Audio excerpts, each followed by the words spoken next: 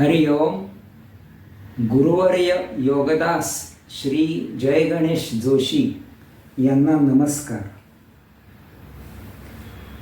आजचा आपला विषय आहे स्त्री आध्यात्मिक मुक्तीद्वार. योगदासांनी आम्हाला जी काही विविध प्रवचने दिली त्यांनी या विषयावर पण आम्हाला प्रवचन दिलं आणि हे प्रवचन मला असं विशेष भावलं,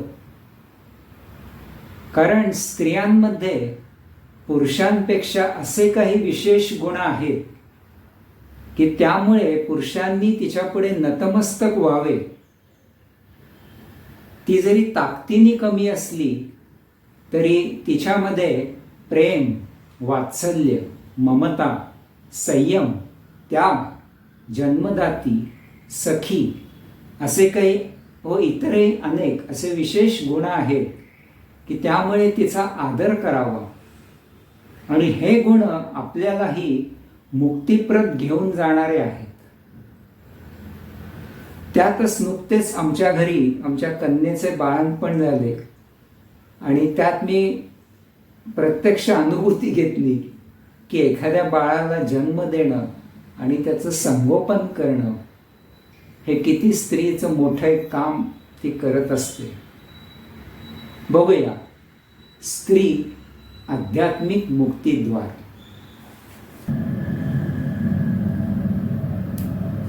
असा हा एक मी चार्ट बनवला आहे, स्त्री आध्यात्मिक मुक्तीद्वार. आता स्त्री या शब्दामध्येच जी 4 अक्षर आहेत स, त, र आणि ई, सत्व, रज, तम आणि या 3 गुणांच्या पलीकडे ईश्वराप्रत घेऊन जाणारी अशी ही स्त्री आहे.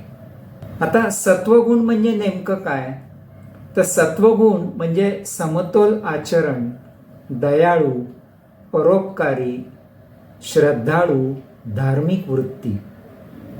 आता स्त्री ही त्यागी आहे. स्त्रीसारखे समर्पण कोणीच करू शकत नाही. ती सहजच त्याग करते. कसलाही हिशोब, व्यवहार, प्रसिद्धी याचा विचार न करता ती दुसऱ्याला पुढे जाऊ देते. कित्येकांची अर्धांगिनी या ज्ञानाने, बुद्धीने, कौशल्याने सरस असतात, पण आपल्या पतीसाठी ती आपणहून मागे राहते, मनामध्ये कसलीही खंत न बाळगता. प्रेमी, ती निस्वार्थी प्रेम करते. स्त्रीसारखं वात्सल्य असणे कठीण आहे. अपत्यावर प्रेम स्त्रीनेच करावे. अपत्य हुशार, खोडकर, व्रात्य, शांत कसेही असले तरी ती त्याचं संगोपन सारख्याच प्रेमाने करते. उलट अपत्य अपंग असेल तर ती जास्तच प्रेम करते, काळजी घेते. ममता ही मातेकडूनच शिकावी. कनवाळू, दयाभावना तिच्या अंगी सहजच असते. प्रसंगी अपत्याला तोंडचा घास ती दुसऱ्याला भरवायला सहज तयार होते. मी एक उदाहरण प्रत्यक्ष अनुभवलं. एक कुटुंब होतं, त्यांना 3 मुले आणि 2 मुली होत्या. आई वडील एकटेच कमवणारे होते. आर्थिक परिस्थिती तशी बेताचीच होती आणि एकदा त्या आईनी जेवणामध्ये ही 5 मुलं आणि आई वडील असे 7 पापड केले होते जेवणामध्ये. मुलं जेवायला बसली, तिने प्रत्येकाला एक पापड दिला आणि त्याच्यामध्ये एक मुलगा जो होता तो म्हणला, आई मला अजून एक पापड आहे का ग? तर आईनी तिचा पापड त्या मुलाला दिला आणि त्या मुलाने विचारलं आईला की आई तुला? ती म्हणली की नाही, अरे मी करतानाच एक खाल्ला होता पापड. संयम, त्याग. सखी, वादविवाद, गैरसमजूत इत्यादी कारणाने सख्य तुटत नाही. वेळ प्रसंगी कटू पण सत्य योग्य गुणकारी सखीच बोलू शकते. ती मृदू पण ठाम प्रतिपादन करते. हे बोलणे निस्वार्थी असते. जन्मदाती. स्त्रीमुळेच आपण जन्म घेऊ शकतो, मुक्त होऊ शकतो. मुख्य सृजन तीच करत असते, पुरुषाची तिला फक्त मदत लागते. धार्मिक वृत्ती. स्त्रियांमध्ये धार्मिक वृत्ती जास्त आहे. म्हणजे आम्ही पण आमच्या सत्संगामध्ये बऱ्याच वेळेला पाहिले की स्त्रियांची संख्या ही पुरुषांपेक्षा जास्त असते. तमोगुण. आता तमोगुण म्हणजे काय तर आळस, क्रोधी स्वभाव, कर्तव्य शून्यता, कष्ट न करता फुकटचं सगळं पाहिजे. स्त्रीने हा तमोगुण जिंकलेला असतो. स्त्री ही मेहनती असते, संसाराची काळजी अशी मनापासून करते. मी अशी कितीतरी कुटुंब पाहिली आहेत की तेथे स्त्री ही रात्री शेवटी झोपते, सर्व काम वगैरे आटोपून, आणि सकाळी लवकर ही स्त्रीच उठते. संकटे आली तरी ताकदीनिशी ती उभी राहते, रणचंडिका रौद्र रूप धारण करते. आपणही यातून प्रेरणा घेऊन तमोगुणाचा नाश करावा. रजोगुण. आता रजोगुण म्हणजे काय तर इथे ताकदीबाहेर अफाट कष्ट असतात, भोगी वृत्ती असते. जे दिसतील ते भोग पाहिजेत आणि त्यामुळे नुकसान पण होते. स्त्रीने हा रजोगुण जिंकलेला असतो. ती समतोल मनाने आचार विचार, संयमी आणि स्वकष्टाने प्रामाणिकपणे मेहनत करून जे मिळेल त्यात समाधान मानणारी असते. आपली मर्यादा ती ओलांडत नाही. अशा प्रकारे तिने रजोगुणही जिंकलेला असतो आणि असा आचरण करणारा पुरुष तिला मनापासून आवडतो.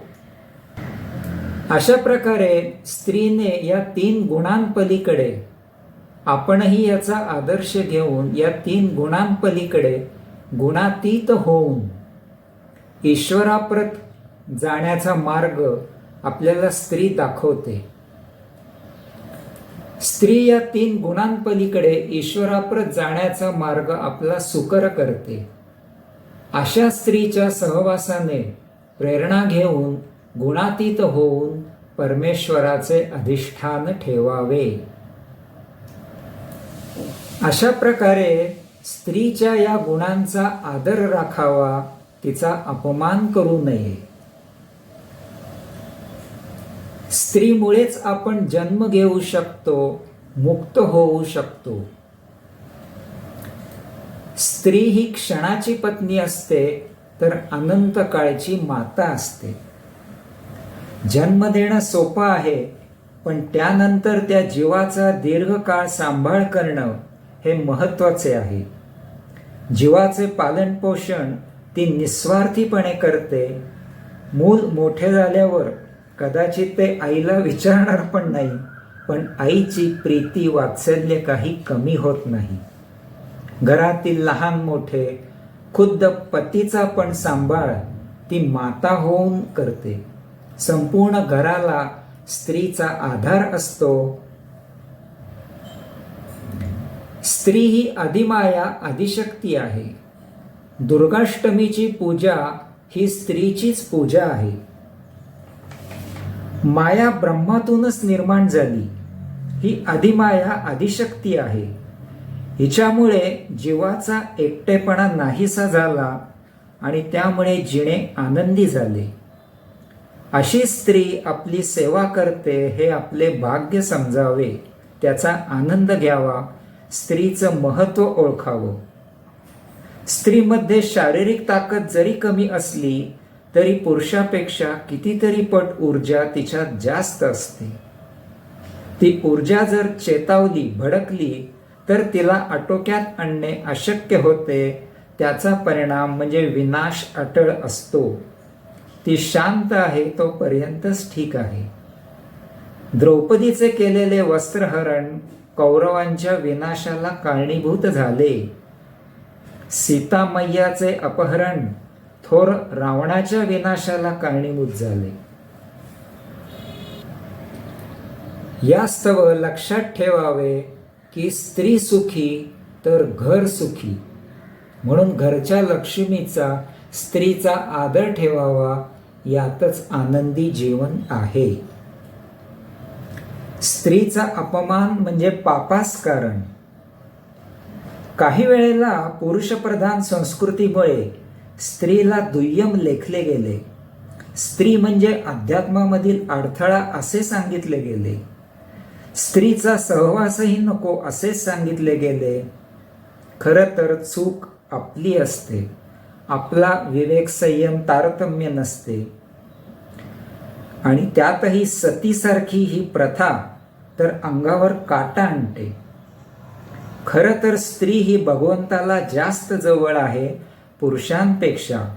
कारण तिने थोडी जरी साधना उपासना केली तरी ती पुरुषांपेक्षा लवकर मुक्त होऊ शकते.